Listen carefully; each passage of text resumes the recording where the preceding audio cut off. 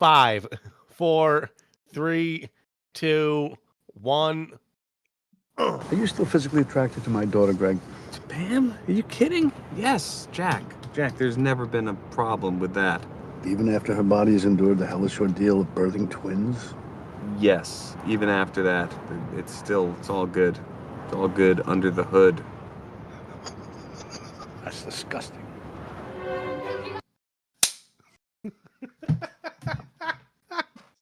Hello, and welcome to the Worst Movie Ever Made, an experimental movie podcast designed with one thing in mind: find the worst movie ever made. I'm your host, Chris. I'm joined by my co-host and fellow mad scientist, Rob Scoochie. Hey, how are you? And why are we doing Little Fockers? It pains me. I'm doing great. I'm fine. I'm good. No, good. But it pains me because I liked Meet the Parents and I liked Meet the Fockers. The first one came out when I was 12, and the second one came out when I was 16. And it was a good PG-13 comedy, kind of raunchy, kind of pushing towards the edge. You could have your girlfriend over and watch it with your parents, and it's like, ooh, but like it's all in good fun because it's PG-13, and it's like it's Robert De Niro and it's Ben Stiller, and it's like it's like he was our funny guy and he was their serious guy. Now he's being funny, and the first two are great because they escalate because it's like, oh, he's meeting the parents, he's a CIA dude, he doesn't trust him, he's got his own walls up, we don't know why. Nice. Good and setup. then the next one, you meet his parents, and that's a whole new layer of like a new vehicle for the jokes. Now it's like Dustin Hoffman and Barbara Streisand are so unhinged. Two opposite families. Yeah. And like but they're so nurturing, but Robert De Niro is like such like a closed off like curmudgeon. Right. Yeah. And it's great. But then which the third he one's is so like good at. But this one is like, hey, those first two are really funny. We have nowhere to build. We're gonna throw kids into the mix and barely fucking have them on screen. Yep. And then try just recycling all the humor from the first two. Which sucks because there was talent behind the first two. Like as far as like thought and consideration and like escalating it and so it wasn't just the kids that weren't on screen very often though. Like many of the characters who mattered in the first movie at least weren't on screen very much at all. You know? So. At all. Yeah. So like that's it. So you wanna explain it? Yeah, right after that alliteration, baby. I got a great alliteration. In this segment, we're here to give you a clear and concise picture of what the plot of this movie actually is. You need a good example? I've got one for you. Here. Holy shit. This whole attack is just a big diversion to get those tripods to the data centers. And those tripods are just Trojan horses to get those little bugs into the servers. To get to the data. See? Gaylord Greg gets got as God-Focker, egregiously gagging on Grandpa's guile, guilt-tripping, and Goodfella's God complex, gradually getting good graces from good gumption. Wow. When you said gagging on Grandpa's, I was worried where you were going. But I could have said gooch, but I was going with guile, his egregiousness, you know. His sure. Gall would have worked too. Gall, that would have worked. Yeah. I thought galls, like he was gargling his galls down like there. His stones. He did have, because he did have his wiener in his hand at one point in this movie, which was the whole, what was the drug called? I think the drug began with G. Sustaingo. No, it's Sustaingo. It's the G is prominent though. Like, it is. Yeah, the second to last letter, and it begins with S. Sustain the boner. Go is a very important word. Right. No, it is. It is. You're right. Yeah. Okay. Right. So after maintaining his position in the circle of trust, Greg is given the reins by Papa Burns. Can Greg handle the pressure, or will he spite fuck Jessica Alba? Will Jack have a heart attack or a hard on? Will Pam even appear? Will Kevin find a way to jizz on his own back? Why does that matter? What am I talking about? All valid questions with juicy answers in our review of Little Fockers. Okay. Jizzing on the back. If you're wondering why, we'll get to it. Oh, yeah. For now, let's throw it to the worst production. Wow. You ever tried? No. Do a quick flip over? No. I mean, flip over quick 180 in the bed, you know? Like a flip over as in like tuck it down between your legs and hope it goes up on your butt, or no, I'm just saying like I'm just saying over. you're laying and then you do a quick, surfboard turn. So laying on your back and you plank Yeah, then you, yeah, exactly, yeah. That's all right. And it's every not man production. has tried it. We have to do YouTube first. Oh, right. Oh, yeah, you're right. Sorry, I was a little distracted. You were excited about all that. By the Sustaingo. Took a couple Sustangos before that. Certainly make you not come. It takes two to Sustaingo. Oh, that's good for the right. Nice. That's it good. It takes great. two to Sustaingo. Okay. Mm-hmm.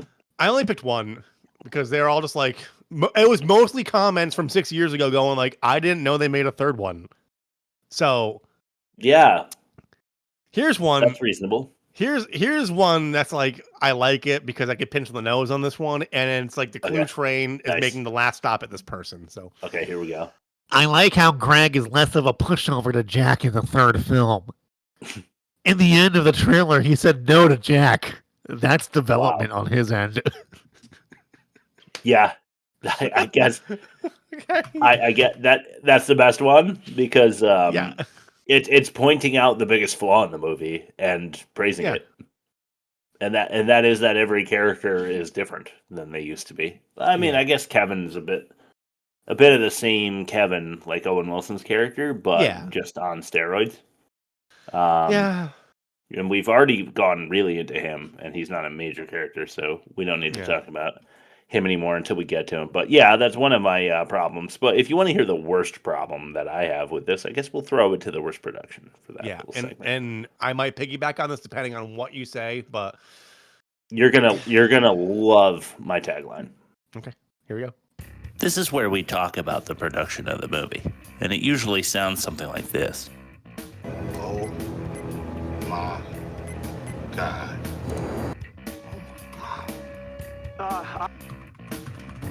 This is terrible.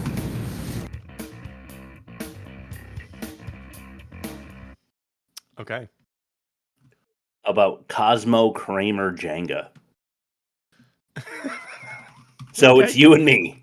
We set up the giant Jenga tower, right? Yeah. And you were just going to play one-on-one, but then Kosmo Kramer comes through the door, and he wants to play. This is not good. We have the giant, building. Does the actor playing him say the N-word when he starts bombing on a stand-up set 100 times? In this movie, it wouldn't shock me if they were going for the, startle reflex for laughs. But yeah, imagine you're playing with Kosmo Kramer. He's too impulsive and doesn't let things build up. So, he's just punching out bottom blocks right from the beginning. And the whole structure just falls down. And that's what happens in this movie. They had the well-built Jenga tower. And then instead of building on it, they just started punching really low, knocking out important bricks, and the whole tower fell down. And I just thought, from low-hanging fruit to cheap humor, it was a waste of time, money, and just people grabbing paychecks. Oh, and different director. Yeah, the first one, I'm looking. That's why I'm looking up here right now. The first one's Jay Roach. The second one's Jay Roach. The third one is Paul Weitz. Right. Yeah. Which made a big difference because he just didn't know how to run with the well-developed, character arcs. That's the thing with any legacy thing. It's like, dude, all right. So here's what I was going to add to it, not to usurp your production, but Meet the Parents budget $55 million. There were gazebo fires. There were sets being demolished. I know it. Yeah. Okay. Meet the Fockers $80 million. They both earned well past they're profitable, right? They're profitable 10 times over. I believe it. $80 million for Meet the Fockers. Little Fockers $100 million, only made $310. It's all that money must have went to the star power. They must have we haven't done this in about 10 years. Let's renege and let's cash in because we have other projects we want to fund. And I heard, so that's where I'm at. It's just they spent so much money for such a less movie. Yeah, I heard they almost didn't even get Dustin Hoffman. He was a late sign-on, which is why they had to go with him learning the tango in Spain. That's why he was on location and Skyping in because they couldn't get him on set. Yeah. Okay. Right. He had his menopause episode, which was a joke that I thought they thought landed, but it didn't. And before I tangent, It's the same reason like Arrested Development's reboot didn't work, because the whole show hinged on the chemistry of those people in the same room together. Yeah. But like years have passed, they were all doing their own shit. So it was like, oh, we're gonna have a Gob story, we're gonna have this guy's story, and they never intersect. So it's like you have all the faces associated with it, but they're never like fully interacting the way that like made it magnetic in the first place. You know? Yeah. You need them all interacting with each other. Yeah, you need the ensemble doing ensemble stuff. Yeah. I will say though, like, you know, I like if Cheers did a Woody Harrelson thing, might have worked. Yeah. They did a Frasier thing, it worked. Yeah. But when most Woody shows aren't Harrelson like was that. on Frasier, it was awesome because like, he knew how to channel that guy, and like all the Cheers cameos on Frasier they're fucking top notch. They did try to do it with Friends though, and they made a Joey show, and that failed. Yeah. And I think they made a Kramer show too, didn't they? Didn't Seinfeld make a? Oh, they might have. All I remember is Michael Richards saying the N-word like a million times when he was bombing at the Laugh Factory. He was so mad that he just let it go over and over again. Like it was on the tip of his tongue, and I believe he led into that whole thing with 50 years ago. We'd have you upside down with a fork up your ass. Holy shit! I wouldn't know because I haven't watched it since I saw it in high school or whatever. And it's amazing. Maybe I should. Yeah, maybe I should. Holy fuck! Well, anyway, let's throw up the plot pounders. Yeah, let's pound this plot. You might ask why Chris and Rob are so good at this. They're a hybrid organism, biological and cyber. We are the plot pounders.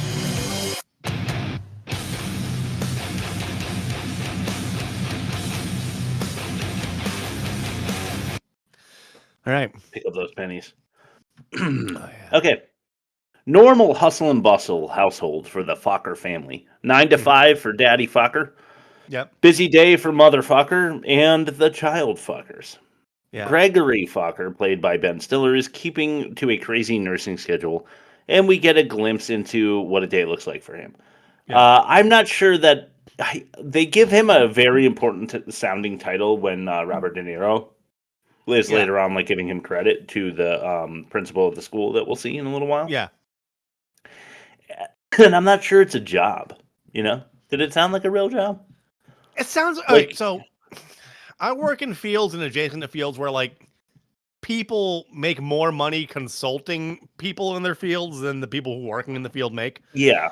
It sounds like a consulting thing where it's like, oh, I'm a futurist specialist of dynamic applications.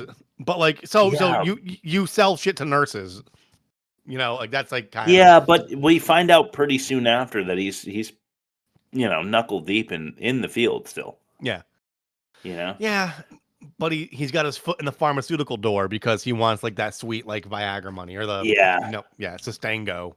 He's got a couple toes in that hole. Yeah. Yeah. But we do get to see what his day looks like. So let's throw it to our second clip of the day. This is Pumpkin Eater. Yep. Okay, you're about 5 minutes late. Yeah.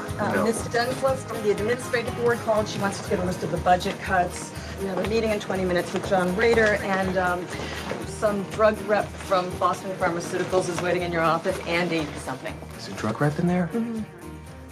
Okay, look, in 3 minutes, pop your head in and tell me I have to go to my next meeting, all right?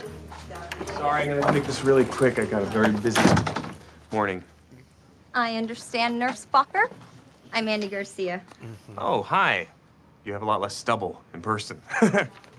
There's an actor named Andy Garcia. Who? He's talking about a pussy. Widow's Peak, tough guy. I was just kidding. Of course I know who Andy Garcia is. I get that all the time. Yeah, you must get it all the time because you're named Andy Garcia. I loved the article you wrote in the AMA Journal, Putting Patients First. You read that? I loved it. It was so cool getting a nurse's perspective on the healthcare crisis. Yeah, that was the idea. I actually started out as a nurse myself. Really? Oh, well, nowadays I do less nursing and more... Annoying meetings with drug reps you'd rather not deal with. Hey, Greg, it's time for your next meeting. That's okay, I'm fine, Kristen. Thank you. Yeah, but he doesn't like to wait. You know how he is, you know. Well, it's John Rader. Yeah, he's really... He always runs late. Always runs late. Thanks. You're swamped. No. So, she's hot. It's Jessica Alba. Yeah, she's her. Yeah, she's pretty fucking hot. I won't lie.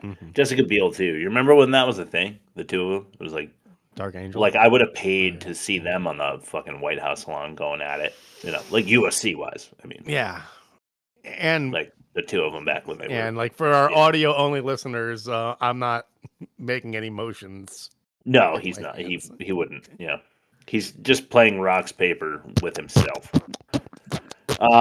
But she's so hot that Greg wants to hear her out.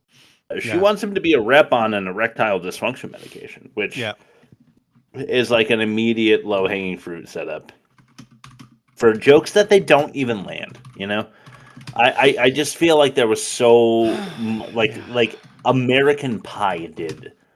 I think it was like American Pie 2 or 3 did the can't get the boner away joke way better than this, and they should have better writers than American Pie. This will factor into my demerit, so I'll save it for later. But I 100% agree. Yeah. So he well, the way I wrote it is this sets up for what will be the only fruit available to us for the next hour and a half, which is low-hanging fruit. The joke I made already. Boner jokes, bad. Enjoying performing enemas side by side with a stranger, on a stranger, is a stranger fruit selection, though. A durian, perhaps. Let's see that stinky butt fruit in our next clip. This is suppositivity. Did you sufficiently lubricate the nozzle? I did do that. Great. Good. Okay, got this? Yep. All right, take a nice deep breath. And focus on relaxing your This is so weird. anus. Right. That's right. Just want to let it dilate, like a flower opening up. Blossoming lotus. Sort of like a desert cactus. Maturing. Well, it's okay. Just a little friendly visitor. Just saying hello. All right, I'm just gonna stick it in a little further. Good, smooth insertion. Thank you. I'm going to release the clamp. Let it flow. Better. How's that? It's great. I really could not stand that scene. It made me want to vomit for the wrong reasons. Yeah, I mean, everything about it. What is the joke? Like that they're putting something in a fat man's ass, right? Okay, That's the joke. Here's me giving it too much credit, and he's physically attracted to her, right? Yes. Because it's Jessica Alba. Yeah. And this is a very niche strategy they have for fixing this one hyper specific situation. So I think he's turned on by her competence, and that's what they were trying to convey here. It's like, oh, this is gross and fucked up, but she's an expert and she's hot. Yeah, I agree. So the vehicle is the insertion. So the joke is supposed to be that it's really funny that is how he learns that she's really good at her job. Yeah. But no. What's his bitch wife doing other than rearing his children? She's not being hot and helping him finger assholes. No, yeah, she's very, very good point. I don't think she's fingered a single butthole with him. Yeah, you can tell by his crow's feet. Right, yeah, he's definitely worn out. That makes you younger. Right, but the dialogue in this movie is so far from what would actually happen, and I don't feel like that's true in Meet the Parents. I feel like they do a great job of making the crazy hijinks that happen more believable than they had any right to. It felt lived in. That's a Jay Roach kind of thing. Yeah, it did. It felt lived in. It was like this guy is reliably this guy, and then this guy's reliably this guy, and reliably these two personalities don't get along, and the humor comes from their reactions to each other. Whereas this is read the cue card with the funny boner thing. Yeah, this is Robert De Niro in the first one was a total psycho stickler, former Marine kind of guy who made reasonable decisions given his background. And Ben Stiller was just your average guy who's on the smart side, trying to do right, has bad luck, makes a couple questionable decisions. But good dude. They don't exist in this movie. Yeah. No, those are not the people that exist in this movie. In the first one, Ben Stiller, like, he scored like 97th percentile on the MCATs or whatever. Yeah, right. And he got caught with so many little white lies about milking cats and like other weird shit. Yeah. De Niro rightfully right assumed he rightfully assumed like, hey, the way you do anything's the way you do everything. He's lying here. Yeah. So what means he's not lying over here? Yeah. Whereas like that barrier's been broken for 2 movies now. Yeah. So this is all they have to lean on. Right, but he decides anyway to hand him the farm because he's the only option. They had to have Dr. Bob. Anyway, we're going into the movie and we shouldn't. Because I've got more to say. Isn't she definitely not allowed to stick her fingers in that man's butt because she's not on the hospital? She's not HIPAA. It's like a HIPAA violation, right? She's not a doctor. She's not on the payroll. She's a consultant coming in for a meeting with one of the resident nurses. Trying to get him to sell erectile dysfunction medicine does not equate to her being allowed to perform. To insert herself into a patient. Right. Agreed. So we agree. She tells Greg that he can make a lot of money going to speak at erection dysfunction functions. Yeah. We check in on Robert De Niro and Blythe Danner, that is Dina's name. The Burns, as they discuss the divorce going on with the other daughter. Bob, the doctor we just, we're just talking about, cheated on Deb, and they're not happy about it. Yeah. We also get a look into the Fockers, Mama and Papa, played by Dustin Hoffman and Barbara Streisand. Yeah. Dad is off in Spain learning flamenco, and Mom is signed on to a second season of her sex talk show. Get ready for more low-hanging, lowbrow bullshit. Just a warning. It's another one of the setups where like they went from really edgy raunchy in the first one to just raunchy like fart joke kind of stuff in this one. Just laziness. Back at the Burns, Jack is having a heart attack. He is so upset about Dr. Bob that he's cutting out a picture of Dr. Bob and the family. And it makes him so riled up that he has to defibrillate. I think, defibrillator. Yeah. Have you ever seen the Cooties with Elijah Wood and Rainn Wilson? Because he brags about his pickup truck and he keeps trying to say rear wheel drive, and it happens like 3 times in the movie. He's like rear. Oh, okay. And it reminded me of your defibrillator. When he's like rear wheel drive. It's just one of those American words that is wrong, It's not. It should just take the R out. Rear drive. So if we were in a Dragon Ball episode, it'd work pretty good. February. We just don't need it, Get it out of there. Nobody likes it. Everybody, goes for it, and some people think Wednesday. Like they get embarrassed on a podcast. Yeah, exactly. Yeah. We don't need it. So Owen Wilson is trying to get engaged, and he wants Greg's advice. So he does a little FaceTime audio, but over the laptop. A little, I don't know, what is that? A little Discord. Reading a little Zoom chat on the laptop. It was clearly an iMac because they had to like have the fucking logo like right here. So probably FaceTime. Mm-hmm. Yeah. And he's asking Greg. He's like, "Hey, I'm gonna have some." F4 planes drive by. They're going to write in the sky, will you marry me? I'm going to have, a parade of dolphins, one of which is going to like offshore itself with the ring. And then I'm going to do cartwheels on the sand. Yeah. And hand her the engagement ring and ask her to marry me. Yeah. In Florence. And Ben is like, Greg is like, that's too much, man. Just speak from the heart, just get down on your knee and tell her you love her, and that'll be enough. And Kevin's like, scrap that. I'm just gonna take your advice. I know Svetlana much better than you, but I'm going to take your advice instead. Yeah. I would argue Greg is in the right and does a good thing for Kevin here. Side note. Because if that's what she needs to get engaged to you, she's a gold digger. She's not. she's a mail she's order not the gold person you digger, want.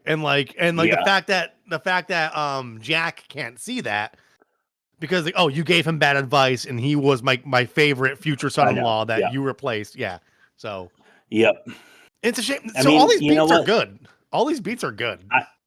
I would chill with Kevin. Yeah. I would too. Yeah, Owen Wilson's character, I would chill with him. If for nothing other than like he's got a lot of money and he's just gonna like buy us bottles. But like he's got good stories. I would get annoyed. I would get annoyed, but like he's gonna go with the flow, you know? Like you like make a joke about him, he's not gonna get all defensive. He'll be funny, he'll own his personality whenever you call it out. Yeah.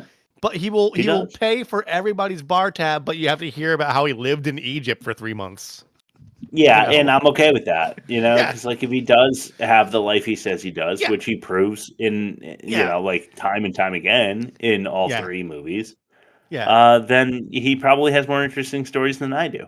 And part of the transaction is just realizing it's a transaction, so you're just like, okay. Yeah, I'll get the free champagne for this Egypt story. I've heard 3 times already. Amsterdam was crazy. Yeah. Yeah, exactly. So Jack tells Greg about the heart attack in a confidential conversation. Mm-hmm. Only Greg. And here's why. We're going to throw this to a clip now. This is God Fuck Me. Greg, stop talking and listen. Okay. Now, my geological research has allowed me to track the Burns family as far back as 1643. 1643? Now, I wouldn't be able to do that, say, with your family, with old wandering peddlers and nameless peasants. Mm-hmm. But as long as there have been Burnses, there's always been a patriarch to lead our family through good times and bad. And I've finally come to the realization that the next in line to the throne, Greg, is you. Me? Yes, you, Greg. Well, so my question is this. In the event of my demise, are you prepared to lead this family? You know, Jack, we're right in the middle of dinner. Maybe we could talk about this, when you come into town. If I go down, Greg, I need to know someone will be responsible for the whole Burns clan. So I ask you, Greg, are you prepared to be the God-Focker? It's just so... The God-Focker. The God-Focker. They thought that was gonna bring the whole fucking house down. They thought it was gonna crush. Yeah, they thought they ate. They thought they cooked. They thought they cooked, then they ate. Yeah. But then it's just like it doesn't fit his character profile because he lacks the self-awareness to like say things like God-Focker. It's like supposed to be humorous. I was about to say it's funny, but I can't even give it that. It's supposed to be a humorous note from him to Greg. Yeah. Right? Like, I am handing you the family, but under the title of the Godfather. But your Focker last name is so close that I'm going to make it a pun. That's just a humorous thing. Like, he can't not be making a joke. It has to be in the form of humor. Yeah. Right? Because otherwise it has to be a title bestowed upon him that lends such honor as to do what it actually does to Greg, and that's imbue him with this everlasting confidence that endless gets him through obligation. The rest of the fucking movie. Yeah. Well, that's true. But then Jack completes the conversation with Greg. Greg says, "Yeah, I'll be the God-Focker. I can do it." And you know what? Ben Stiller and Robert De Niro are good together. Yeah. And they're both good actors. Say what you will. Yeah. Not that you would about Robert De Niro, but they get the point across, and then Greg goes into the living room to like smite his wife once more with a little more sarcasm. About how he does have files, and now he's a very confident husband. Yeah. So he tells the son, "Eat the pasta that your mother made." It was like lasagna or something. He's like, "I'm your dad, and I want you to eat it." And he's like, "Well, I feel sick." "Well, I'm your father, and I'm requesting you eat it." So he eats him, and he throws up on him. So funny. You know why? Because it's a callback to the first one with the baby puke. Yeah. It's not the very realistic and subtle, like, milk vomit that hits his shoulder and ruins the only shirt he has. It's Linda Blair with the pea soup. Exorcist. Yeah, dude, exactly. It is like a Slime Time Live amount of puke. Yeah. I think Mom really is not paying any attention. I think she's like a box of wine deep if she doesn't know that this kid's already had 7 pieces of lasagna, and that's why he feels queasy. Yeah. Well, how's he getting all of this food? What is all that drink? It's not milk. Yeah. Is he just like chugging? Is he trying to stay hydrated while he's lifting? He's like having a full fucking Poland Spring gallon in the basement while he's like doing reps. He made the wrong creatine and zinc cocktail, and now he's got like poisoning. and now he's Jake Visconti just shitting literal green and puking green in my bathroom. That was a deep reference. I was hoping you would name bro. my name.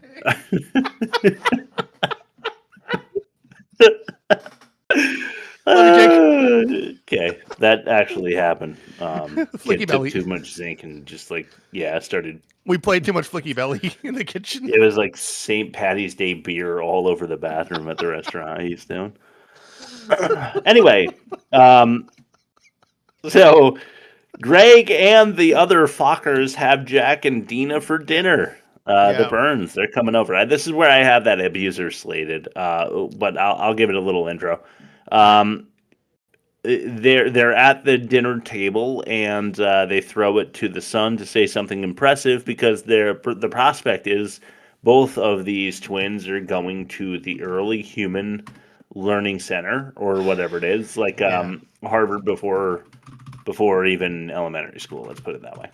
And that's super Ivy League like pre-K bullshit. Yeah, so they're like throw it to Henry.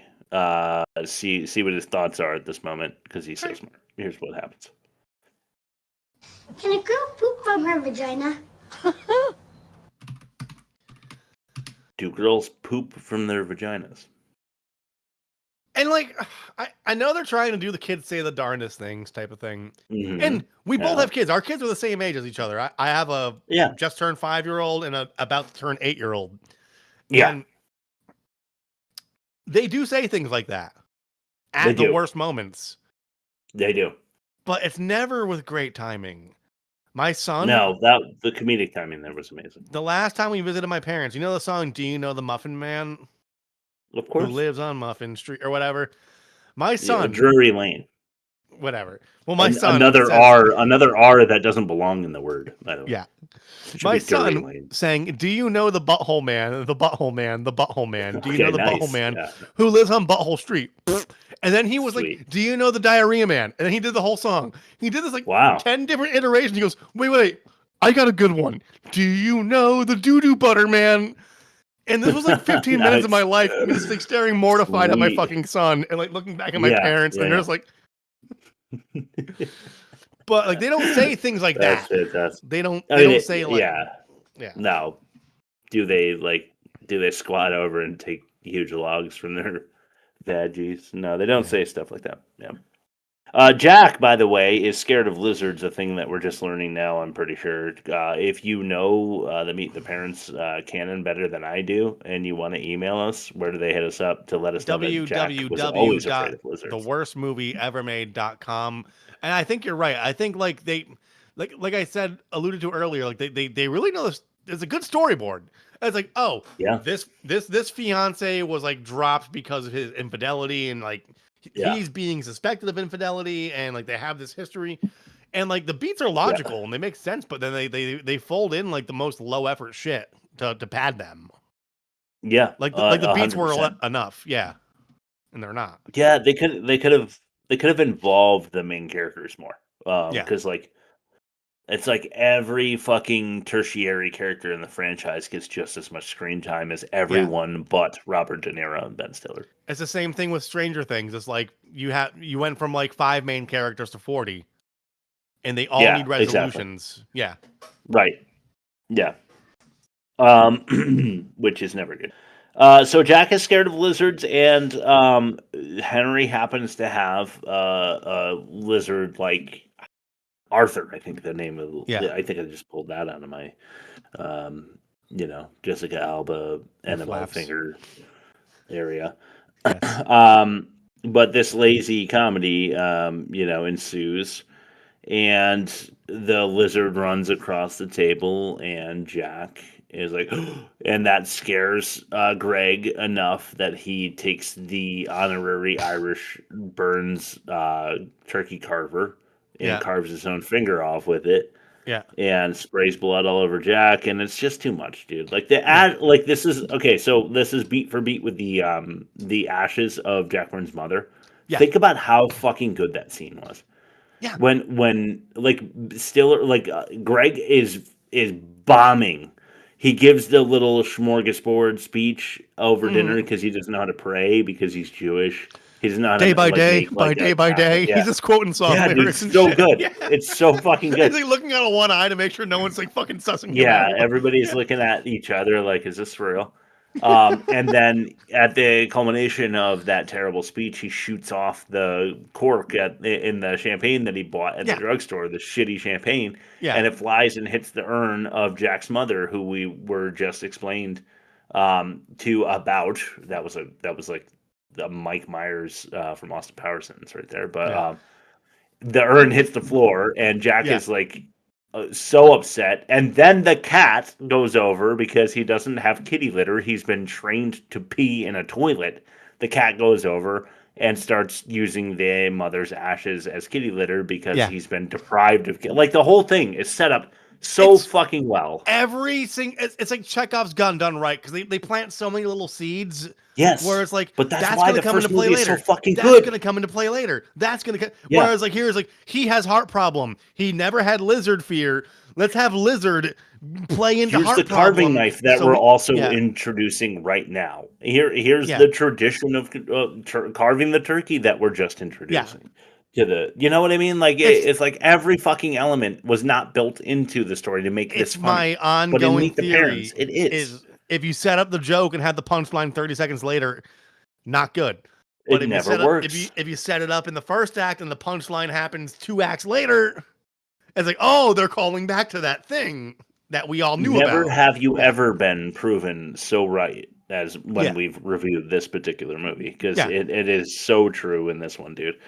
So he cuts his finger off. He sprays Jack with blood all over the place. The cut never comes back. It's not a problem. It doesn't. Nope. In Meet the Parents, it would be a huge problem. Like somehow he would get blood in something, and it would be like he would be found a murderer or something, and sentenced to jail for 3 days until they figured out why his blood was in the scene or something. Anyway, Kevin shows up. Svetlana broke up with him because Greg's advice was shitty, apparently. So Jack accompanies Greg to, I said because, but this doesn't tie together. We just know now that Kevin is in Chicago because that's where they live. And he's going to be a menace for the rest of the movie for no reason. Yeah. Other than they don't have enough scenes for everyone, so they have to mix Kevin in to get the length of a feature film. So Jack accompanies Greg to a tour of the early human school. Since Pam is sick, I have a theory on why Pam is not in this movie very often. You can guess at home. I'll reveal later. That leads to an awkward car conversation, which is shades of the first movie when they do the Puff the Magic Dragon conversation. And I'll let you hear it for yourself. This is Hoodwinks. Are you still physically attracted to my daughter, Greg? Pam? Are you kidding? Yes, Jack. Jack, there's never been a problem with that. Even after her body has endured the hellish ordeal of birthing twins? Yes, even after that, it's all good.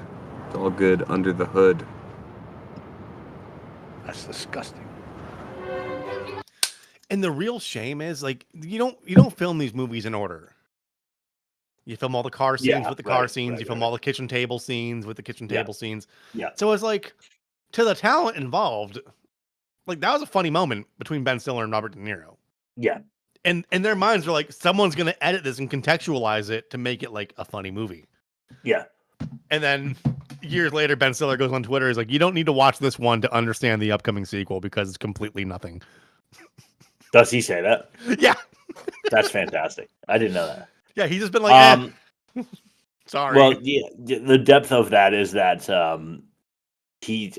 Jack is worried about Dr. Bob's influence, like the successful medical, man who goes around banging chicks at hotel conventions is what he's worried is like a common theme among people in his this family, area. in his circle of trust. Right. He didn't see Bob coming because he was too focused on Greg doing so. Yeah. Anyway, the school impresses Jack. He wants Pam and Greg's kids to attend this particular school because they're very stringent and like the learning is very much like the learning he was doing for Henry. Yeah. Or whoever, maybe it was Deb's kid in the second one. You know how he's got like the boob out and he's like doing the Einstein, and the Mozart and all this stuff, So of course he's like really impressed. The principal of the school meets them both and mistakes them for lovers, which is another low-hanging fruit joke. Yeah. Robert De Niro and Ben Stiller fucking. I'm just gonna put that in your mind. Who's the bottom? It's got to be Ben. Yeah, I was about to say Ben too. Yeah, because I think De Niro is dead, dude. And like De Niro's gonna be on top, going, "You talking to me?" to the back of his head the entire time. And I just hear that. Ben looks up and he's like, "I'm Derek Jeter." Yeah. And he's like, "No, I'm Kevin Costner." For these deep cuts, go to www.theworstmovieevermade.com. So Harvey Keitel is fucking Greg over, not fucking Greg.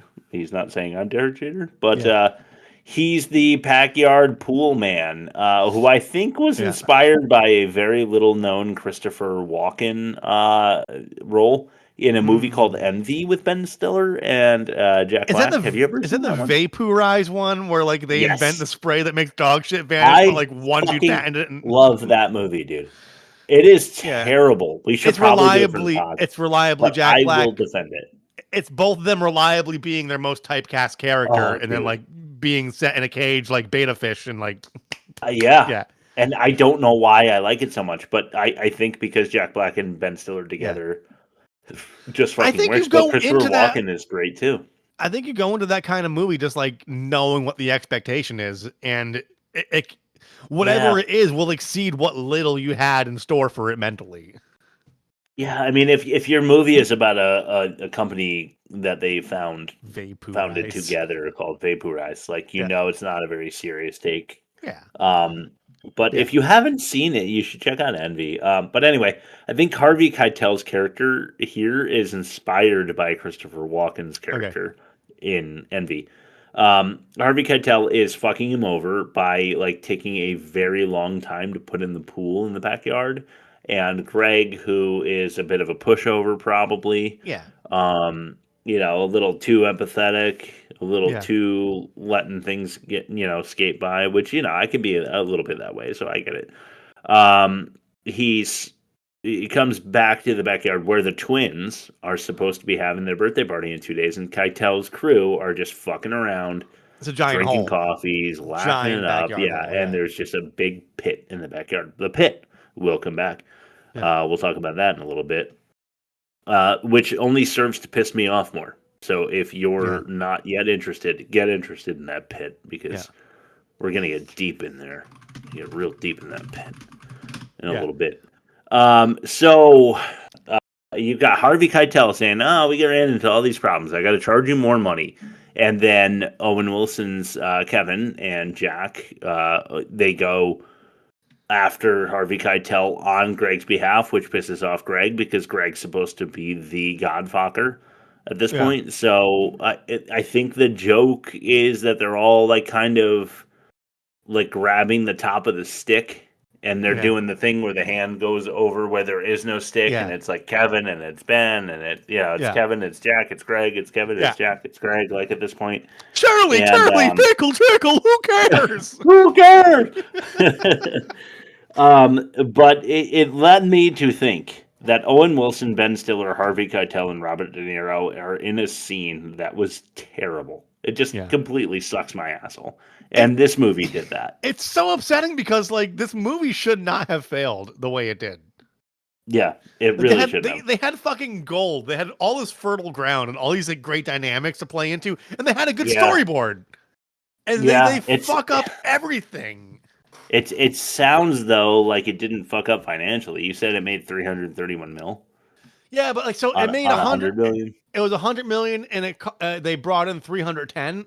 But the one before it was 80 million and brought in 522 million. Yeah, I mean that's the skyrocket. The first one was 55 million and brought in 330 million. So they all made like 6x, but this one made like 3x. And once you factor like marketing, theaters cuts, and all that shit, this one probably like just barely broke even. If I'm being honest. Yeah, it broke even, paid the bills. Yeah. Everybody succeeded a little bit, but then they knew like we can't keep going. Although apparently there's another one. There's another one after Little Focker? Focker-in-Law is coming out in November. This November? With Ariana Grande. We absolutely have to do this as an emergency worst movie ever made. Bad episode, because I guarantee you it's going to be awful. So I don't name drop because I'm not saying that because of Ariana Grande. Yeah, I just know it's going to be bad. I don't name drop for like personal reasons, but like at this point, it's like my job is my job. I edit and write for a site called Giant Frickin' Robot, and one of my writers was like, Ben Stiller's going to rehash this thing again, and it's going to suck. And that's what inspired me to pick this title, because like I read up all about it before watching the trailers and stuff, and I was like, yeah, Little Fockers does. I love the first two. I actually don't remember seeing the third one, which I saw in theaters because it was such a nothing burger. Yeah. And then like that inspired me. It sent me on this rabbit hole when we had our poll kerfuffle. I'm like, we need to review this because I was just coming off of editing a bunch of articles about it, and I was like, shit, this is perfect for the show. And Rob, I'm inspired. I think we should fucking do Meet the Parents. It's a good movie episode, dude. You know what? I really think it's fucking. This is great. episode 7, so 3 weeks. Like that'll put us like really close to like not really close, but like topically close enough to the release. We'll keep it going. It'll be within enough recency of the movie coming out that people like search Meet the Fockers and Meet the Parents, and like our show will show up with a thumbnail of us being all like this. So like we should totally do that. We'll have like a Vecna vein like attached to both. Yeah, on either end. Yeah. Vecna vein. Okay. Yeah, so official, you heard it here first. End of the season, we're gonna do Meet the Parents. Meet the Parents. Okay, I'm done. I'm fucking Locked down. in. It's so good, dude. It's Locked so good. In. No, I love that movie. I unironically love it, and it's like it was great being a millennial at the age that came out and watching it with your boomer parents. Because 100%, dude. It was one of those. It was one of the only ones that I could get together with my parents and actually enjoy. Yeah, you know what I mean. It let me meet my parents in the living room to like kind of borrow the phrase. You know what I'm saying? Yeah. Which I didn't get to do if it wasn't Supermarket Sweep. Yeah. I wasn't like hanging out with my parents watching anything really, but like they didn't want to watch fucking cartoons. And it's funny because this suffers from like we have our parents are still boomers and we're still millennials, and it's like we're all seeing like the remnants of acute lead poisoning like taking over our parents like who are once sharp and virile. No, that's actually true. It's a horrifying thing to talk about. And the humor in this like is indicative of that, where it's like we could just say Focker over and over again, and like if this came out like cat flushing a toilet. Yeah. Oh my god! If this came out like now, it'd be like Donald Trump. Yeah, right. This thing. 100%. He'll be watching CNN doing this thing. Go ahead.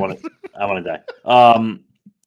So through more hijinks of the ridiculous sort, Greg buries Jack under hundreds of pounds of dirt. Harvey Keitel doesn't want to move the truck because his union guy isn't there or whatever, and the truck has to get moved, and it's in such like fast forward that you don't even understand why they're moving the truck before they're in it, and Greg is like, I'll do it because I need to be the Greg Focker, and Jack is like, all right, I'll let you do it because I'm old and I might have a heart attack. Yeah. And then he's like directing it. Anyway, Greg pulls the wrong lever. All of a sudden, tailgate on the giant dump truck opens, buries Jack in sand.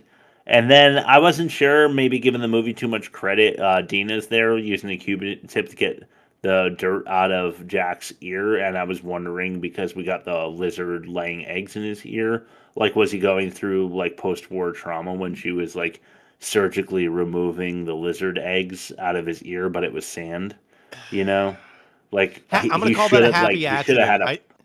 He should have had a fucking twitch or something. Yeah, you know. I think you're giving it too much credit, and like it's just coincidental. But like we are smart enough to make the connection where like if someone smarter wrote this, that would have been a thought. Then it would have.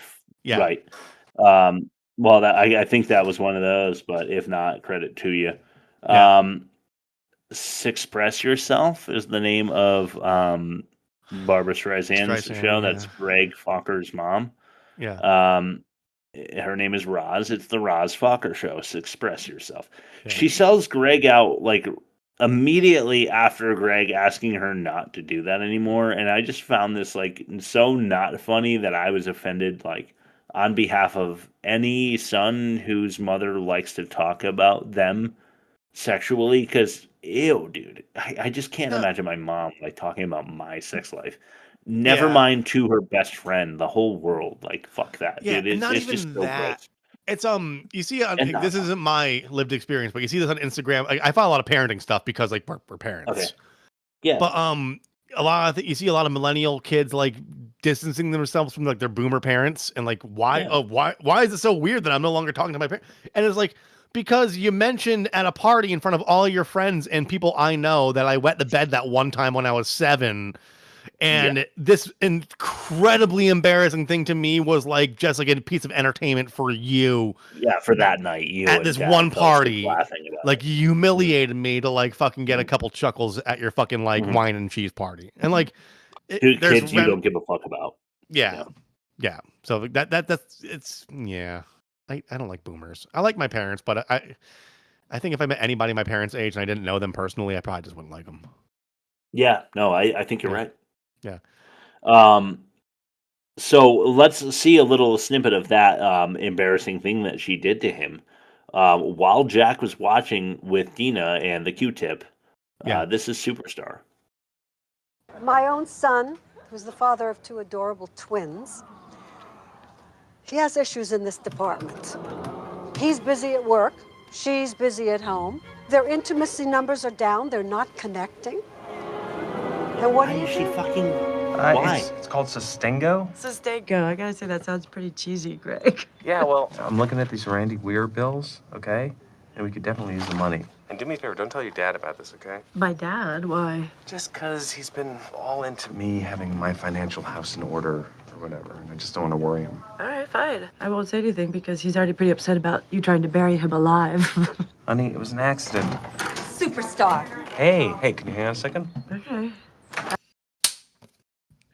So Jessica Alba bursts in, and his wife gets a glimpse of her voice, which I guess, dude, I didn't realize until this movie. I swear to God, it unlocked knowledge for me. But like, I didn't know that hot girls have hot voices. But do we associate their voice with their bodies or the other way around? Because like, if all hot girls talk like this. Yeah, like then would we be conditioned to think that was hot? That is so. Yeah, maybe, but like, I don't know. No, I don't think so. Because like, I think just like some people are born angelic, you know, and they just have the lucky gene. And when you have like a banging body and a nice face, you also have a voice to it because like you were dealt a royal flush and you're lucky. Yeah, you know? Well, not even that. And this is gonna sound very anti body positivity. But generally speaking. If you have a good skincare routine and you eat well and you take care of yourself and you exercise, you probably project with more confidence and like less labored. And that's a part of it. You probably have like less cholesterol in your windpipe too. So you're probably. I think if I were like 20 pounds lighter, I'd probably sound hotter because I wouldn't sound winded after ranting about Meet the Fockers or what Little Fockers. I don't know that you could sound any hotter. Plus, we already established how long you're. I actually dial it back on air because I don't want. I thought that I had to shoot your wiener with a anti-Sustaingo needle, but it turns out that was your flaccid, and I was pretty upset. I'm Bud, and I'm Doyle, and when we're not out saving the Earth, we're thinking of you, naked, thigh deep in tofu.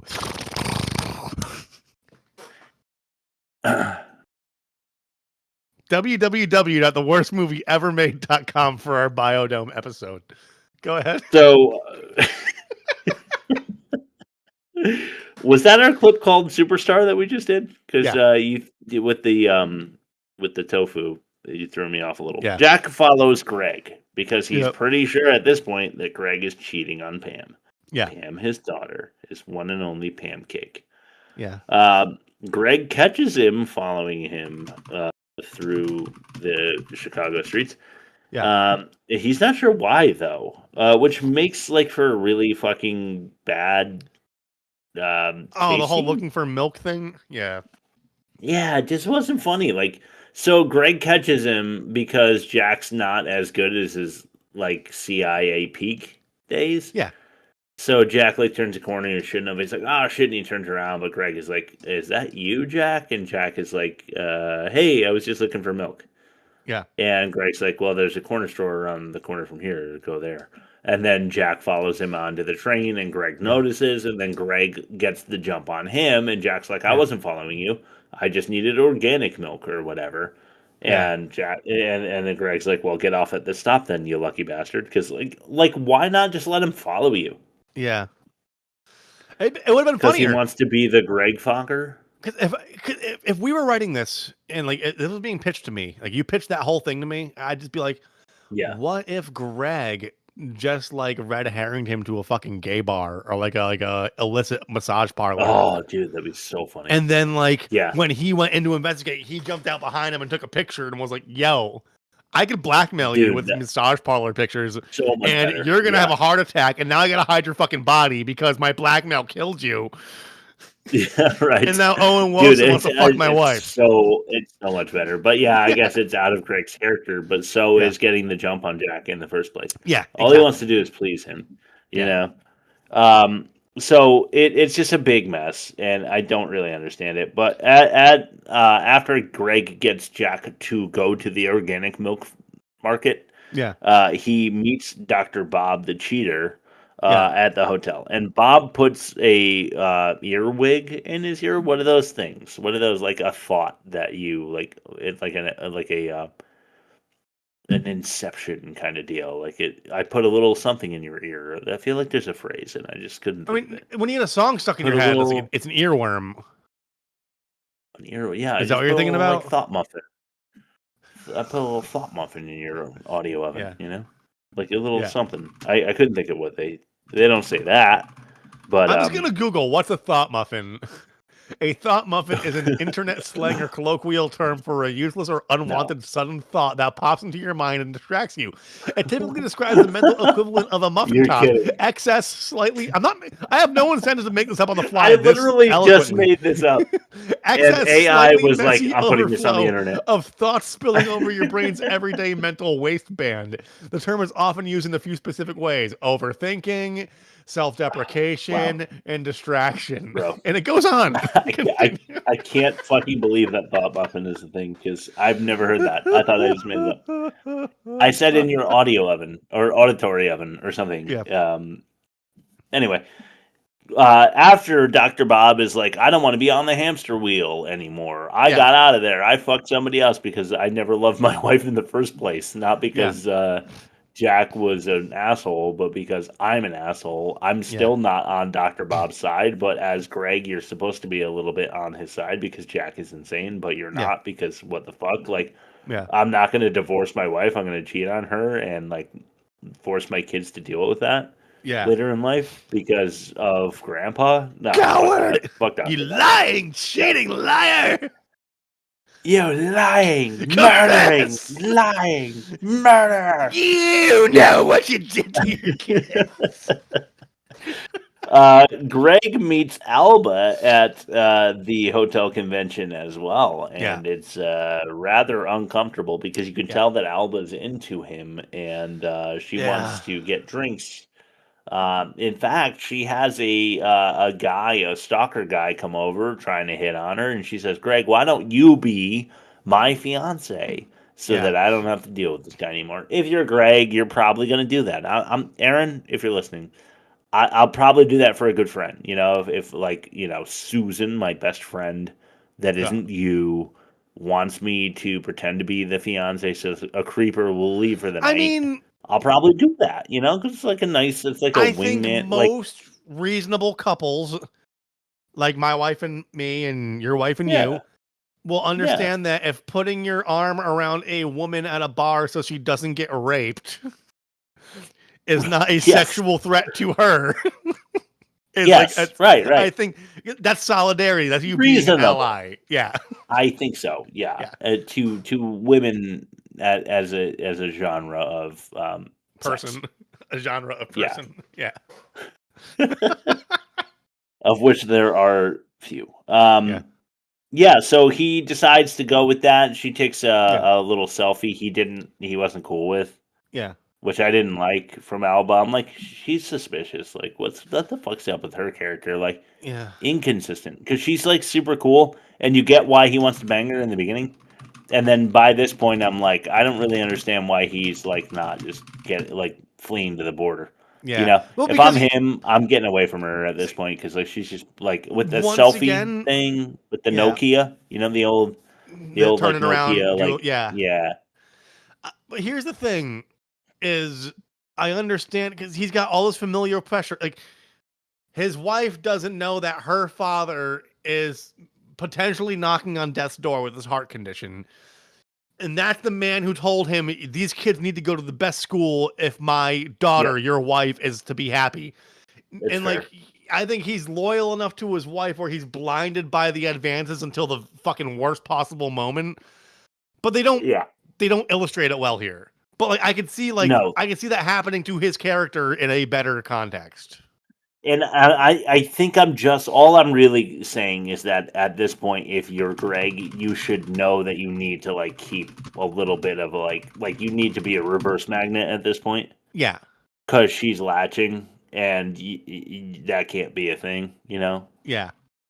And if we are to believe that he's as pure as he's actually supposed to be in this movie. Yeah. Never really interested, even though in the beginning they're like, he entertains her because she's hot. Yeah. Any man will be more readily available to speak to a hot woman than a not hot woman. Doug Stanhope has a great bit how there's racism, there's dwarfism, there's all sorts of prejudices you have. But the one group that has no solidarity is ugly people, because if you're hiring a receptionist and one's hot and one's homely, but they're equally competent, you're hiring the hot one. Yeah. Sorry. Yeah. No, it's 100%. Yeah. Doesn't matter. 100%. You're hiring somebody that you have to look at every day, and that's going to subconsciously or consciously. I don't feel the need to explain to people that that's not how I think. That's just how people think. But that's just how people think. To add to that, too, you, who are the hiring manager, are probably also ugly, and you feel no allegiance to the ugly because you don't think you are. Because if it was a male it's suitor, just like it's the most major disadvantage that there is, because you don't want to put yourself in that tribe, so you're not going to describe yourself that way and feel empathetic. And if you were going to hire if you had two male candidates, you'd pick the more handsome guy. It's just human nature. I would. You don't want someone covered in fucking boils and sandwiches, bro. Exactly. Yeah. That's just the way it is, dude. So and it sucks. But I'm all for true. body positivity, but if I'm hiring two people and they're equally competent and one's hotter, male or female, the hottie's getting You're hiring the hot one. Yeah. You're hiring the hot one. Hoping for a little, something on the side from the hot guy, chiseled chin himself, Throw it my way, mister. In the words of Dick Masterson, you gotta keep the flirt game on with everybody at all times, so it's nice and sharp. Yep. Ask him what the dad's like. Women. Ask him what dad is like. It's a winning strategy. He proved that to me. Yeah. Anyway, back at home later that night, Greg is confronted by De Niro with a boner. He accidentally took, and by accidentally I mean he definitely took them on purpose, because Dino was trying to get him to bang because the Fockers are out of the house. And he took these erection pills, and he's had a boner for 6.5 hours or something like that. Is the joke. And for the record, if you have more than 4, that's where you run the risk of priapism, which is when your penis blood hardens for not being in circulation long enough. and then your blood turns to stone. Yes, inside your dick. Yeah. Yeah. Greg needles his penis to chase the boner away, which is really nice of him because I don't know that I would have it if say we were in that situation ourselves. Could we do it? Because I'm not going to even say what the situation is because I can't bring myself. The next day, the family goes to Kevin's to assess the backyard for the twins' birthday party since it's inaccessible at the Fockers' house. The backyard ain't working because there's a giant pit in the backyard. Yeah. It is then revealed that Kevin has a Pam Tramp stamp. And his explanation isn't doing it for me, bro. No. He's like, I'm like, here's a picture of the woman I love most of my entire life. Please put a portrait of her on my lower back. And then instead of giving the tattoo artist the grandmother's portrait, he pulls out Pam's portrait, which is just too convenient, and it says forever or something underneath. And in his drunken stupor, he gets a Pam tattoo on his lower back that he's not thinking about getting lasered or covered or nothing. He's just sticking it out. And Robert De Niro, his Jack character, is like, that's actually a rather flattering portrait of you. At this point, Jack is like, okay, Kevin's actually a fucking insane person who is stalking my daughter, and I need to call, my homies at home office and be like, hey, 41977, I'm looking for the lemon meringue or whatever, and then get me more files on Kevin Hawley or whatever the fuck his name is, because this guy is going to murder. He's going to sex murder my daughter. For sure, Yeah. That's where I think it would go. But no, Jack is like, what a my bad, bro. Go ahead. He's like, what a flattering portrait of my daughter you have on your lower back there, with the bedazzled piercings. I think it was to make it look like a belt or something. Anyway, hey, can you hold for 1 second? There's a bro. Of course. So it's then revealed that he's got the tramp stamp. Yeah. He's got the bedazzled earring jewelry studded into his lower back, I think. Yeah. Or am I imagining that? I'm not even sure. Nah, that sounds right. Yeah, I think he does. Anyway, so Robert De Niro's Jack is cool with it, which I think is totally fucking insane. Doesn't fit his character. No, it doesn't. We're off to early human school for the aptitude test. Yeah. The kids are testing to get into the school for the gifted.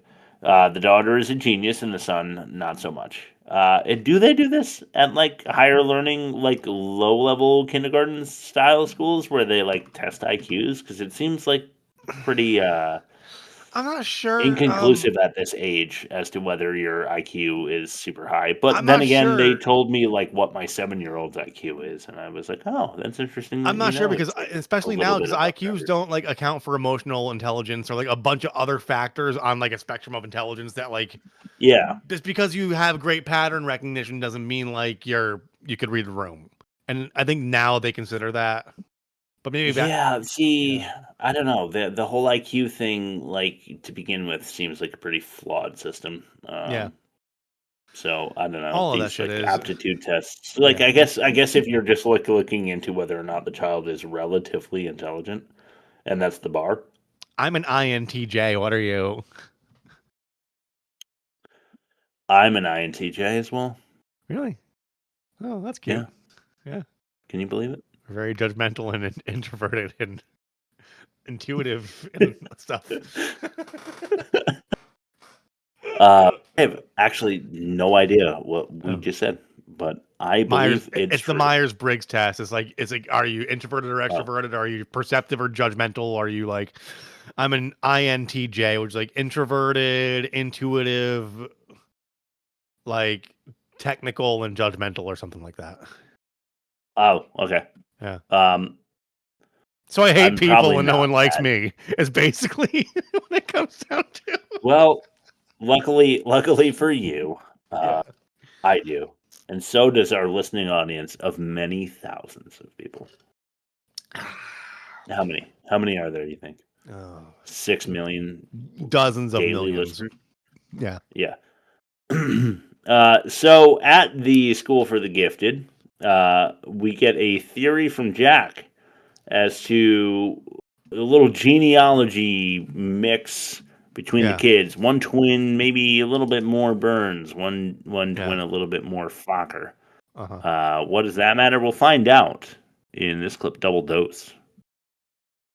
Oh, he's blowing the interview. She's setting him up to fail with these questions. I mean, Sam's a better tester anyways. Well, that's because she takes after... Takes after who, Jack? Let's just say I've done some research on twins. There's a theory that in certain cases, one twin gets an extra chromosome from the father, while the other sibling gets an extra chromosome from the mother's side. Sam might be 3/4 Burns, whereas Henry could very well have a double dose of Focker in him. And what if he does? My grandpa Bernie taught me this. Pull my finger. Oh. Double dose. Let's go out to the courtyard for some free play. Normally fart jokes land for me. Yeah, but they really just force it. And it's just, it's like senseless level. I think you might have even chuckled a little bit at the insanity that was the bathroom scene in Senseless. Oh, is there corn in that? Yeah, you can find our Senseless episode at www.theworstmovieevermade.com. But this one, you didn't laugh at all. Not even a little giggle. I don't even think I saw a smirk. Yeah, no, I didn't even see that. Not even a wry smile. Yeah. Because it's not funny, So Greg is trying to be the Focker, the God-Focker, and he is like, little Henry can climb a rock wall if he wants to, because if I say it's okay that he climbs the Empire State Building, he can do so, since I'm his father. Yeah. And then, of course, Henry falls off of the rock wall and breaks his wrist. This leads Jack, who is still superstitious, still suspicious, still, I can't think of another rhyme. He tries to guide Pam away at the hospital from Greg and back into Kevin's arms, because Kevin's there, even though Kevin shouldn't be there, and in no circumstances would be there. But this movie isn't realistic at all. So everything falls apart, and Greg tells Dina about Jack's heart attack. They just have a total falling out. And this is when Greg decides to take the elevator away from his broken child, like a piece of shit who he isn't, and gets into a car with the sales rep Jessica Alba, Andy Garcia, and drives away because she happens to be there also. And so is Kevin Hart, and so is everyone that matters except for Dustin Hoffman, who I think at this point in shooting, they didn't have contracted yet. And so they get into the car, does Jessica Alba and Ben Stiller, and they go to the new house that they're all moving into, where there's a giant pit in the backyard. And through more total bullshit, we get an insane scene coming up. Can't wait to tell you about it. For now, Greg hitches a ride with Alba and tells Pam that he's staying in the new house.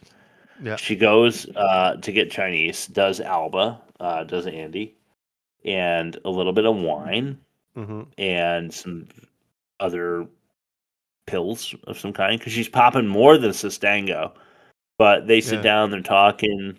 If you're Greg, you're not doing this, right? Because you're a loyal husband. Yeah. And you've gotten, kind of the gist, like Andy wants to bang you. Yeah. So you're not going to let her bring wine and Chinese drugs food to the abandoned, dimly lit in fuck dungeon that's like your future house for your family. Right. You're not going to let her do all that, right? Because it's like not. Definitely, like she's definitely going to try to bang you. So she goes and starts taking these Sustangos, which, what does that do for a girl? Estrogen high? I don't know. Rock hard bean? I don't even know. Does it work that way? Pussy rock hard, yeah. Great. It sounds awesome. Like 2 slabs of granite. Oh, just what I'm into. Cannot wait. Anyway, He refuses her advances, but through some very super stretchy circumstances, Jack catches him. And the two of them, like, she jumps on him and like is making out with him, but he's not into it, and somehow like it looks like he is when Jack tries to like find him. It's just all, dude. It's so fucking bad. And he flees. He doesn't. I thought he was going to tell Pam immediately. I thought Jack was immediately going to go back to Dina and Pam and be like, "I caught the Focker," banging the hot young, medical chick. But he doesn't do that. So she gets really fucked up, pushes him into the pit. He falls, and not only does he land like in a hard landing position, but she like does like a superfly Jimmy Snuka from the top of the pit and headbutts him, and they both get knocked out, which is just like, this is not well established. Like good scaffolding that we understand why we've come to this point. It's just like, you've got to be fucking kidding me. Falling like, this movie down just funny. sucks. Falling down is funny. Yeah. Allegedly. Yeah. Right. Because when you hit the ground and you go, oh, that made me uncomfortable, other people get to be like, oh, I'm not uncomfortable, but he or she is. So I'm going to laugh about how they're not feeling good about themselves, because I am. And she does the headbutt and they both pass out. Luckily, Dustin Hoffman has just been signed on to this movie, and he comes in and he's like, Greg, Gaylord, whatever, I think he calls him Gaylord.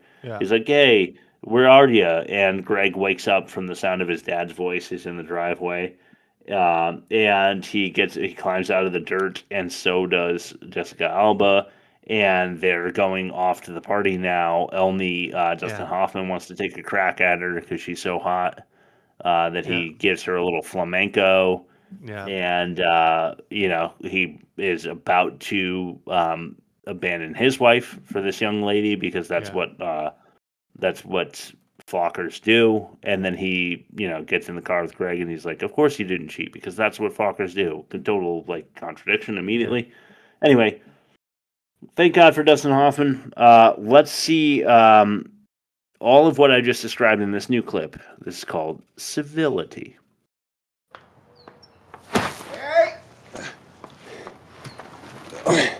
Okay? Dad, what's that hole? Why are you so muddy? Where is everyone? They're at Kevin's. Party's over at Kevin's. I gotta get over there. The kids' party's at Kevin's? I thought you were in Spain. I was, but I can't miss my little gazoogas turning 5. How are you? Oh, man. I'm so sorry. I was so messed up last night. Oh. Who's that? That is, Dad, that's Andy Garcia. Oh. She's a work colleague of mine. Oh, hi, Dad. Yeah, she took a few too many prescription pills, and then she pushed me in the pit. Total party foul. My bad on that one. Garcia? Is that Spanish? Okay, Yeah, you gotta go. my grandparents are from Sevilla. Are you kidding? You gotta leave. I was Dad. just in Sevilla mastering the flamenco. See you, Andy. No way. Dad. What? But I gotta show her a few moves. Her grandparents are from Sevilla. Dad, no, okay. no. Dad, I gotta go. Capre. Olay!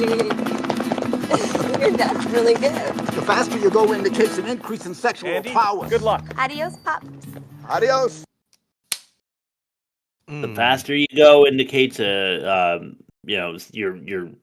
endurance and sexual prowess, or something like that. So he's like, I will fuck you really well, because even though I'm old, I can do my feet real fast. Off father and son Focker go to save the day. They're headed to Kevin's, where the party is. Kevin is dancing for all the children. You know what I thought was really funny about this? His full body. They have like all these like, well, I mean, that was great, but like they have all these flags that are like hiding him from the camera. So they pull all the flags away, and there's Kevin, and he leaps through like a hoop of fire. But the entire crowd watching him is behind the flags also. So the flags do nothing except for reveal it to the camera. You know what I mean? So what like, you're saying is when they shot it, they didn't like think to like move the extras around to this side of the horn to where we are. Yeah. Like when the big reveal happens, everyone already knew where he was. But when they pull the flags away, they all celebrate like, oh, it's Kevin. There he is. But we were the only ones who didn't know that. Yeah. So he's doing all that stuff. He's doing flips and shit, and he's trying to. I think he's trying to get in with the kids. Is he? Yeah. He's trying to get into the Focker space, right? Like he's trying to. So. He's still trying to fuck Pam. He's in sniffing distance. He's within sniffing distance for sure. Yeah. But he's smelling some cement because of all those Sustaingo pills everywhere. Yeah. Jack punches Greg in the face. Yeah. Greg goes over to make nice with a piece of cake. He's like, he's like, it's a piece of cake offering. I think was the pun. And Jack punches him in the face. Then they go into the bouncy pit. Yeah. They brawl around, ball pit, bouncy house, all this stuff. After that, who gives a fuck? The Fockers reunite. Jack has a heart attack. Yeah. Jinxie Cat eats Arthur the lizard. Greg saves the lizard and Jack all at the same time because we need a really fast resolution. And then Jordan Peele shows up. And then you're the Greg Focker. You'll see what I mean in our last clip. Let's tie this thing up so we can get the fuck out of here. This is the Greg Focker. I know you were telling the truth about Andy, Greg. Really? Yeah. The pulse rate on your carotid artery remained steady as you pleaded your innocence. Right, of course. That wasn't too bad. That's kind of good. It was never going to be Dr. Bob. It was you. It was always you. You just relax and stay quiet, Mr. Burns. I'll see you over there, okay? Unpacking. Why is he cursing at us? Hey, we are trying to help you, sir. What? You're the Greg Focker. What? You're the Greg Focker. It's so Greg Focker. Well, the corduroy artery part was actually pretty good. Yeah.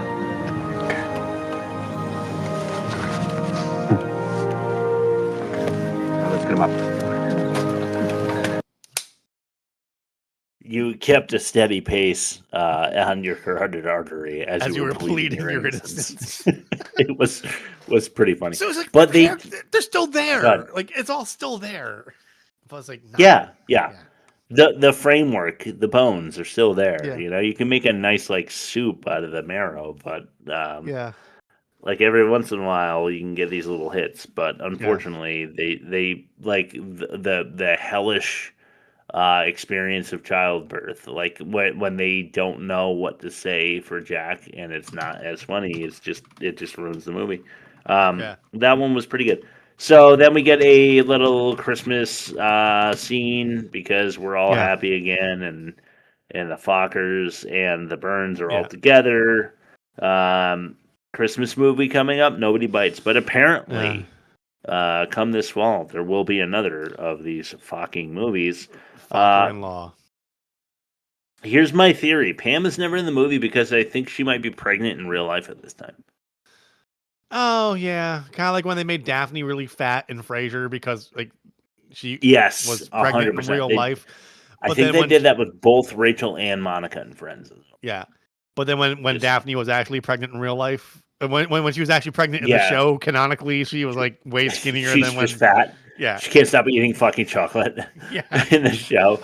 And it's just not time well. Like if you were to watch the show now, you'd be like, Jesus Christ. That whole arc was like kind of weird, like on an otherwise perfect run. Yeah, agreed. Yeah. What I have to say to end this is boo Ben and Bob, boo Harvey and Dustin, boo Owen and Barb, just boo. Yeah. Let's throw it to the offensive minigame. You risked all of our lives just to spy on people's Amazon cart. That's offensive. All right. Champion. Dosing De Niro's ding dong or chopping Chi-Chi's cheeks. Dosing De Niro's ding dong. We don't need to see that. Any level of eating Andy candy. Okay. or no balls? What's the Andy candy? So Andy Garcia is Jessica Alba, and I think that Greg should like clearly define the rules. Like, I'm not interested in having sex with you. That is more offensive. He's eating some Andy candy. I think that's more offensive because he could have been like, he lacks self-awareness in these lanes, and like that's part of his character, but they didn't like convincingly do that. So it's just like, she wants to fuck you at your home. What she rides is that like guys who know that there's a girl that's interested in them, they don't want to be very clear because it's good for your ego when the girl like clearly wants to have sex with you. Yeah, so he's in the wrong. Like, you're not gonna do it, you're not gonna bang her, but like it's good for your ego to like kind of get the vibe that she does. Yeah. So that's what Greg's going through. But if you're in a committed relationship and she's making like super advances, like you gotta just be like, this is not you're not like telling me I'm muscular. You're like telling me you want to fuck me. Those are two different things. You know? I think he's in the wrong and it's more offensive, but I want to know how much he was offered.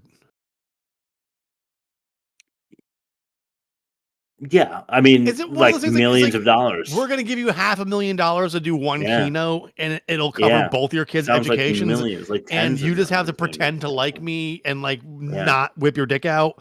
I could see that being like a thing you have to grapple with mentally. Mm-hmm. Yeah, I can see it. We don't know that number though, so I think he's in the wrong and it's more offensive. We don't. Goku to Geeko, or the Pam stamp. Pam stamp. So very clearly, the winner on this one is Little Fockers. Yeah, let's give it the advantage though, because I think Dragon Ball needs everything it needs to not be the worst of the season. I completely agree. All right, let's throw it then to bad credit names. Dick Oakes, Blake Nickel, Beth Bowling, Jon Snow, Catterley Fraunfelder, Unsun Song, and Jeff Kunkel.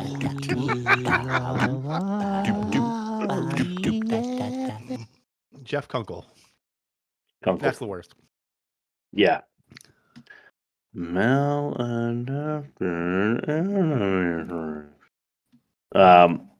okay, let's throw it to the movie comparison. He's the goddamn enemy. Yeah. Well, I got bigger fish to fry than watching clouds. Let's compare the movie and get the fuck out of here. It's over. All right. Little Fockers and Dragon Ball Evolution. We already know what's more offensive, but we've need. Can you say we've need? We should. Yes. We've need to compare them the rest of the way. Maladapted Animatrix or Kosmo Kramer Jenga? Maladaptive Animatrix. Okay. Offensive, we already know. These were both propped up by lore from previous properties, but Dragon Ball had so much more fertile ground to dig from, and they still fucked it up. Oh, so much. Yeah. They could have gone so many places with it. Yeah. They could have given Piccolo, like a couple of antennas, and he would have looked like an actual villain. But I feel like Little Fockers just painted itself into a corner. I think they focus group the fuck out of it, or like, this is what the audiences want, and they gave them too much of it without thinking about what actually made it great. Which is like, it happens. But like, it's not what happened to Dragon Ball. Yeah. It do. Okay, so we're giving that one to Dragon Ball, but we're giving offensive to Little Fockers. So acting. Dragon Ball. 100%. Dialogue. Dragon Ball. Okay. So all we need is to compare demerits, but I don't know your demerit yet for... It goes into the lead poisoning thing, and what I just said too. So it aged with its audience, but I think it was irredeemable fan service. They go, what jokes got the most laughs from the first two, and how could we jam as many of them into the third one without like realizing the situational beats and elements that made those jokes work in the first two but not work in the third one? Because they so. Yeah, just How do you word it? Too much of a good thing, or like digging member berries Aged with his audience, I guess, is the most succinct. Oh, fuck. My bad. We ran long, bro. Can't believe we did it. No, that was the alarm to switch the clothes from the washer to the dryer. Otherwise, Aaron will yell at me. But I didn't think we'd go as long as we did because I only had 7 clips or something total. Aged with his audience, because I feel like the boomers that like the first 2 probably love this one. Aged with its audience. Yeah. Whereas like the people who are still like, lucid were like, what happened? Right. Okay, but I mean, still, Dragon Ball Evolution is the clear winner. Worse. Between the two. Way worse. Yeah. Yeah, for sure. It is so much worse. Next week. Blank. Are we doing blank check? Okay. Yeah, I think we are. And then the following week we'll throw that Bruce Willis one up. Fuck yeah. So next week we're doing Blank Check 1994 with a bunch of people that you don't know. But Tone Loc, have you ever heard of him? Yeah. The rapper from the early 90s? Yeah. Wild Dang. Yeah. He's in it. Yeah. And a couple other people you will recognize because you don't have any choice. You just know their face, but you don't know their names. They're in this. So I can't wait to go over this one. I'm not going to even describe it. But it's a kid's movie that I loved as a kid. And already when I was 9 years old, knew how flawed it was. Yeah. And now I cannot forgive it. It's not without issues. Oh my God. Little pedophilia as well. Yeah. Casual. Yeah. All right. But, that's America, apparently. Yeah. Worst movie of the season so far is Dragon Ball Evolution. Yeah.